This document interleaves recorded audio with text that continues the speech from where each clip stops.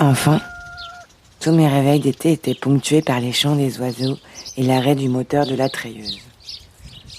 Le monstre sous mon lit ne m'avait finalement pas mangé et l'odeur du pain grillé montait à l'étage. Mes frères étaient déjà en train de petit déjeuner, tandis que ma petite sœur dormait encore. Sur la table, la corbeille était pleine de tranches de pain. C'était Julien qui les avait préparées. Lui les coupait fines et régulières, puis se les faisait griller. Tandis que Nicolas les faisait épaisses et biscornues, les beurrait et les plongeait dans un gros paquet de benko où les gros grains s'enfonçaient dans l'épaisse couche de beurre. Ah, on entendait arriver les parents. La salle de traite devait être nettoyée et les vaches libérées dans le pré.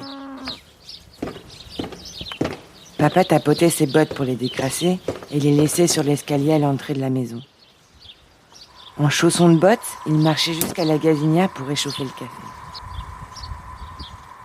Maman arrivait toujours 2-3 minutes plus tard. Elle ouvrait la porte du cellier de l'autre côté de la cuisine et nous tendait un gros pot rempli de lait encore tiède que nous devions mettre expressément au frigo. Et il s'installait pour la collation.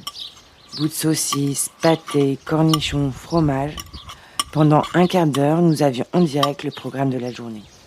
Coup de téléphone à l'asséminateur, le changement de champ des genisses, les haricots à récolter, les clôtures à vérifier, la pompe à eau à réparer, Michel l'agriculteur d'à côté qui venait chercher la remorque 12 tonnes dans l'après-midi.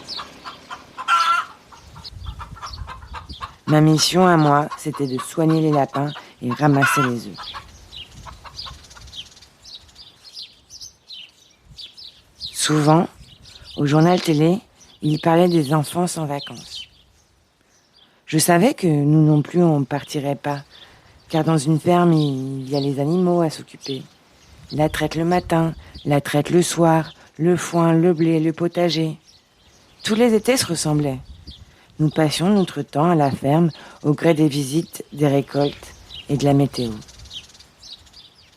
À la fin de l'été 94, je demandais si l'année prochaine il était prévu qu'on parte en vacances et on me répondit « Mais où veux-tu aller pour être mieux ?» Et c'est vrai qu'encore aujourd'hui, je n'ai pas trouvé de réponse à cette question.